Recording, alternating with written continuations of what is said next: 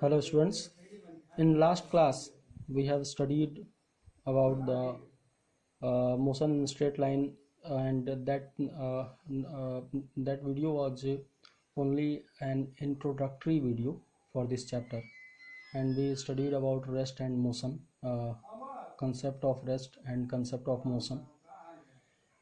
Today our topic is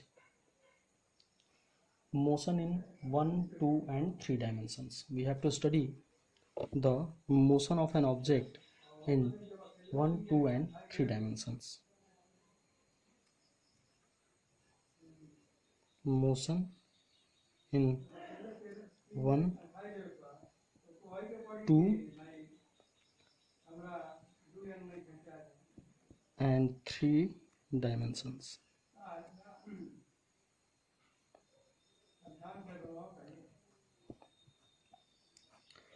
तो motion in 1 dimension, motion in 2 dimension, motion in 3 dimension हम किसे बोलते हैं? सबसे पहले we will again discuss what is motion. Motion क्या है, पहले ये हमें एक बार दोबारा से एक तरह से रिवाइज करना है, फिर उसके बाद हम इसको नेक्स्ट टॉपिक को डिस्कस करेंगे. तो मोशन हम लोग बोलते हैं कि कोई भी बॉडी या कोई भी ऑब्जेक्ट जब अपने पोजीशन को अपने सराउंडिंग्स के रिस्पेक्ट में चेंज करती हो तो हम बोलते हैं कि that body is in motion. ठीक है, इट मीन्स कि हमें कंसंट्रेट करना है कि पोजीशन पे, पोजीशन अगर चेंज हो रहा है सराउंडिंग्स के रिस्पेक्ट में with the passage of time तो हम बोल सकते हैं कि बॉडी मोशन में है. ठीक है, अब पोजीशन को स्पेसिफाई करने के लिए, डिस्क्राइब करने के लिए हमारे पास कोऑर्डिनेट्स हैं, 3 डायमेंशनल कोऑर्डिनेट्स. ठीक है, किसी भी ऑब्जेक्ट के पोजीशन को स्पेसिफाई करने के लिए हम एक्स एक्सिस, वाई एक्सिस और जेड एक्सिस का यूज करते हैं. एक्स एक्सिस, वाई एक्सिस और जेड एक्सिस, उसके पोजीशन को हम इसी से स्पेसिफाई करते हैं. एक्स एक्सिस पे उसका क्या कोऑर्डिनेट है, वाई एक्सिस पे उसका क्या कोऑर्डिनेट है और जेड एक्सिस पे उसका क्या कोऑर्डिनेट है. This coordinate shows the position of an object. ठीक है, अब सबसे पहले हम बात करते हैं motion in 1 dimension. 1 dimensional motion को हम लोग सबसे पहले डिस्क्राइब करेंगे. तो 1 डायमेंशनल मोशन हम किसे बोलते हैं? अगर कोई भी ऑब्जेक्ट अपने पोजीशन को केवल किसी एक एक्सिस के अलोंग चेंज करता हो. ठीक है, या फिर हम ये बोल सकते हैं कि किसी भी ऑब्जेक्ट का केवल कोई एक कोऑर्डिनेट चेंज होता है विथ पैसेज ऑफ टाइम. ठीक है, मीन्स अगर मान लो कोई भी ऑब्जेक्ट है, वो अगर हम एक्स, वाई, जेड इससे उसके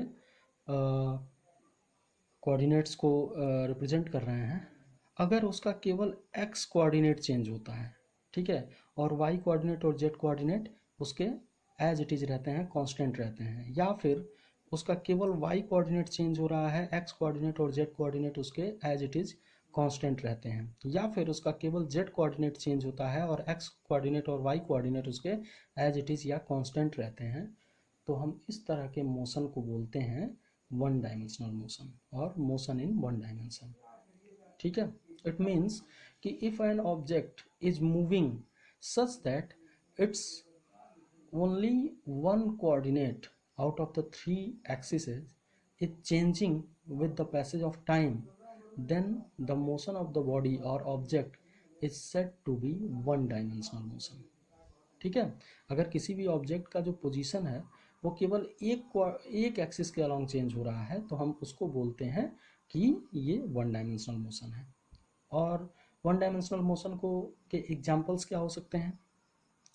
तो मोशन इन स्ट्रेट लाइन, इसका एग्जाम्पल जो होगा वो मोशन इन स्ट्रेट लाइन, ये एक एग्जाम्पल है. स्ट्रेट लाइन में अगर ऑब्जेक्ट चेंज, जैसे कि मान लो केवल एक्स एक्सिस के अलॉन्ग जो कोऑर्डिनेट है वो चेंज हो रहा है किसी भी बॉडी का.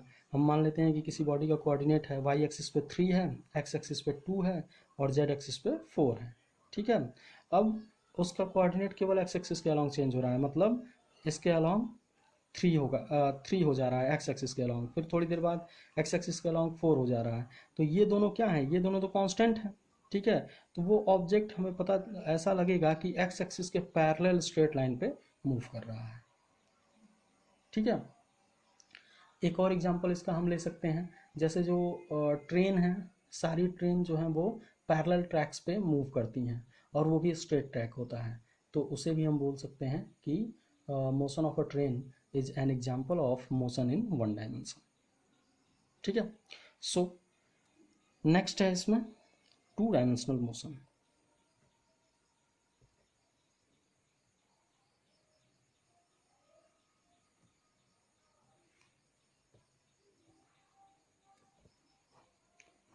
टू डायमेंशनल मोशन और motion in two dimensions. Two dimensional motion हम किसे बोलते हैं, अगर कोई भी बॉडी अपने पोजीशन को किसी भी दो एक्सिस के अलोंग चेंज करती है, it means if the position of a body is changing along any two axes, और if the coordinates if any of the two coordinates of an object or body is changing with the passage of time, then it is said that the body is in two dimensional motion।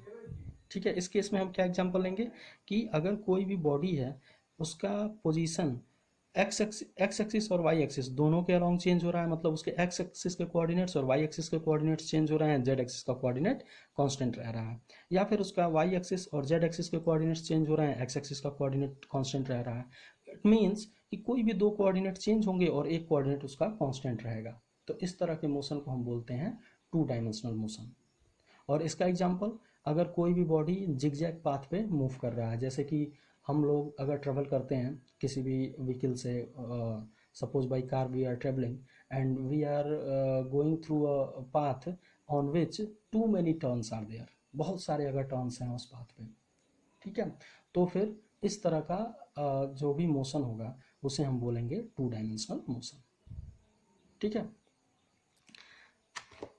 and the last and third topic, third type is three dimensional motion।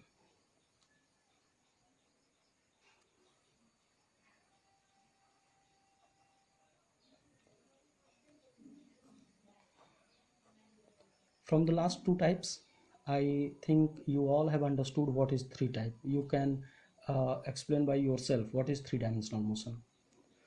तो but मैं इसको एक explain कर दे रहा हूँ, आप लोग समझ गए होंगे कि थ्री डायमेंशनल मोशन को कैसे एक्सप्लेन किया जा सकता है, लेकिन फिर भी मैं एक बार एक्सप्लेन कर देता हूँ उसको, कि थ्री डायमेंशनल मोशन हम बोलते हैं कि अगर किसी भी बॉडी के कोऑर्डिनेट्स तीनों एक्सिस के अलोंग चेंज हो रहे हैं, या फिर किसी भी बॉडी का तीनों एक्सिस के अलोंग जो उसके कोऑर्डिनेट्स हैं अगर वो चेंज होते हैं with the passage of time, then it is said that the body is in three dimensional motion.